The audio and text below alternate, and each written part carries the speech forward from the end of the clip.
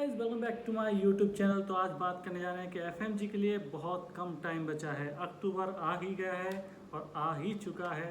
तो आपने स्टडी अगर अभी तक स्टार्ट नहीं की है तो प्लीज़ स्टार्ट कर दीजिए, क्योंकि अब आपके पास टाइम नहीं बचा है। आप अगर अभी भी डिप्रेशन में हो, अगर आप फेलियर से डर रहे हो, तो आपके सामने फिर से वही चीज़ आकर दोबारा खड़ी हो जाएगी। तो इससे अच्छा है कि आप मान के चलिए कि आपका पेपर दिसंबर में होगा, तो आपके पास 2-2.5 महीने बचे हैं। जी जान लगाकर मेहनत कर दीजिए, यही है टाइम। रैपिड रिवीजन चार्ट मारिए अब, क्योंकि आप अब पूरी तरीके से आप बेसिक्स पर नहीं जा सकते हैं। पूरा आप हर चीज़ को A to Z नहीं पढ़ सकते इस समय, क्योंकि आपके पास अब इतना टाइम नहीं बचा है। क्योंकि आप वो करने जाएंगे तो आप अपने बहुत सारे सब्जेक्ट छोड़ जाएंगे। तो इससे अच्छा है अब लास्ट टाइम पर आप रैपिड रिवीजन करिए और प्रीवियस ईयर क्वेश्चन और न्यू क्वेश्चन को आप लगाइए, MCQ कीजिए। कम से कम अब वो टाइम है, अब 100 MCQ का टाइम नहीं है। आप 150 MCQ कीजिए। आप चाहे 50 मॉर्निंग, 50 आफ्टरनून, 15 इवनिंग में कीजिए तो 150 क्वेश्चन हो जाएंगे। ज़रूरी नहीं कि एक साथ आप बैठकर 150 क्वेश्चन कीजिए। 50-50 आप 3 डिवाइड कर दीजिए, क्योंकि इससे क्या होगा कि अब आपको क्या चाहिए। अगर आपको क्वेश्चन सॉल्व कर रहे हैं बेसिकली, तो सेम क्वेश्चन आपको पेपर में दिख जाए तो आप डायरेक्टली उस क्वेश्चन को सही करें। अब आपका मोटो ये होना चाहिए, क्योंकि अब वो टाइम निकल गया कि आप बेसिक पर जाकर जो आपने गलतियाँ की उन्हें सुधार पाएँ, दोबारा से उन टॉपिक को पूरा अच्छी तरीके से पढ़ पाएँ या उस सब्जेक्ट को पूरी तरीके से अच्छी तरह से पढ़ पाएँ, क्योंकि अब आपके पास वो टाइम नहीं है।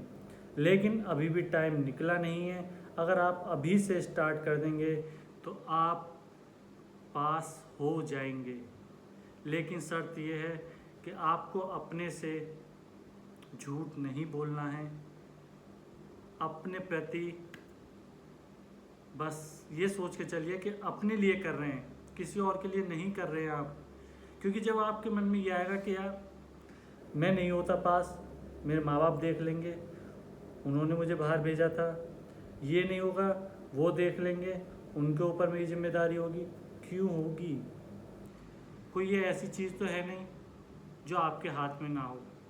एग्ज़ाम है, आप पास कर सकते हैं, तो क्यों ये सोचकर अभी से बैठे कि वो कर लेगा या वो कर देगा, अगर पास नहीं होगा तो ये हो जाएगा। कोई आप वो सब चीज़ें छोड़कर सिर्फ आप कंसंट्रेट कीजिए अपनी स्टडीज़ पर, क्योंकि अगर आप स्टडीज़ पर कंसंट्रेट करेंगे तो रिज़ल्ट भी पॉजिटिव आएगा।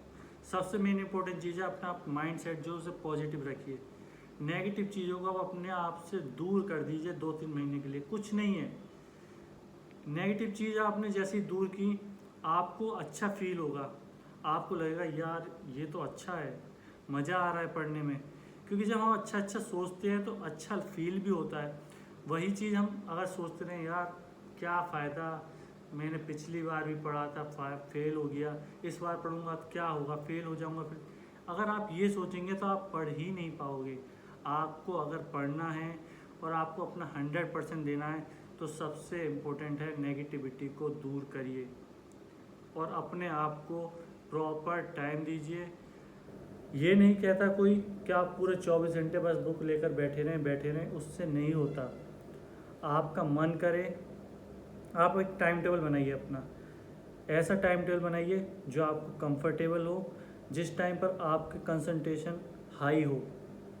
ऐसा नहीं कि आप रात को 4 बजे का बना के बैठे हैं, आँखों में नींद है, झूम रहे हैं आप और किताब सामने है और आप कब सो गए। फिर सुबह उठकर आप देख रहे हो ओह मेरा तो टाइम टेबल था 4 से 6 का, 7 बजे उठ रहा हूँ मैं। तो उससे कोई फ़ायदा नहीं है। आप अपना ऐसा टाइम टेबल बनाइए जिसमें आप कंसंट्रेट कर पाएँ। और सबसे इम्पोर्टेंट है रिमेंबर वन थिंग, कि आप उसे रिटेन कर पाएँ, क्योंकि रिटेन करना ही इम्पोर्टेंट है। क्योंकि आप रिटेन कर पाओगे तभी आप रिकॉल कर पाओगे पेपर में उस चीज़ को। अगर आप रिटेन ही नहीं कर पाओगे तो फिर रिकॉल भी नहीं कर पाओगे आप पेपर में क्वेश्चन देखकर, क्योंकि मेन टास्क ही ये है।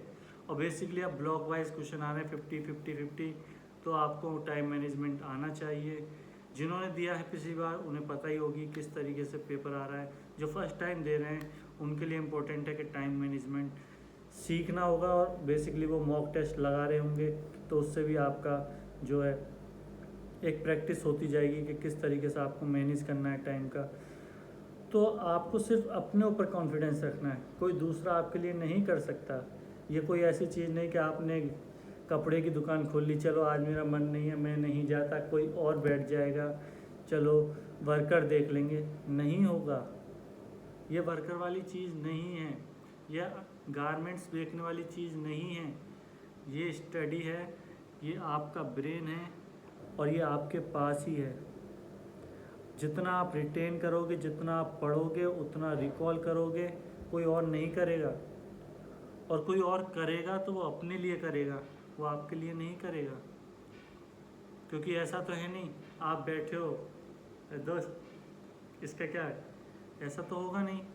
आपको बुक तो दी नहीं जाएगी कि चलो बुक में से जल्दी जल्दी देख लेते हैं, इसमें होगा नहीं। आपके पास मोबाइल होगा। तो सबसे अच्छा है आपके पास जो है ब्रेन। जितना घुसाना है इसमें घुसाइए, फालतू की चीज़ों में दिमाग मत लगाइए। अब टाइम है, रट के फेंक दीजिए सब चीज़ें को, मत छोड़िए कुछ भी, रट दीजिए, डपा डप रट के फेंक दीजिए और आप पास होकर आइए। क्योंकि मैं भी सेकेंड अटेम्प्ट में पास हुआ, मुझे ही पता कितना रिलीफ मिलता है और कितनी टेंशन होती है जब आप फर्स्ट अटेम्प्ट में पास नहीं होते हो। आपके पीछे रिकॉल चीज़ें होती रहती हैं कि यार मैंने ये काश ये हो जाता, मैं पास हो जाता, ये हो गया, वो क्वेश्चन नहीं गलत होता। उन चीज़ों से आप अगर बाहर निकलोगे तभी आप अपने नेक्स्ट एग्ज़ाम पर कंसंट्रेट कर पाओगे और आप पास कर पाओगे। मेरे साथ मेरे दोस्त हैं बहुत, जिनके फर्स्ट अटेम्प्ट में 125 आए, इस अटेम्प्ट में 180 अब मार्क्स आए हैं। जब वो कर सकते हैं, सोचिए कि 60 मार्क्स प्लस किए हैं उन्होंने फर्स्ट अटेम्प्ट से सेकंड अटेम्प्ट में। तो जो 140, 145 आप क्यों 10, 5, 6, 7 नंबर ऐड नहीं कर सकते हैं? क्यों आप हार मान जाते हैं? और जहां आप हार मान जाते हैं फिर से वही हाल होता है, वही 140, 143। तो वो चीज़ नहीं चाहिए। एक बार आप लगा दीजिए अपने आप को, काम हो जाएगा। अगर आपको वीडियो पसंद आई हो तो प्लीज़ लाइक करें, शेयर करें। आपको मिलते हैं फिर किसी और नई वीडियो में।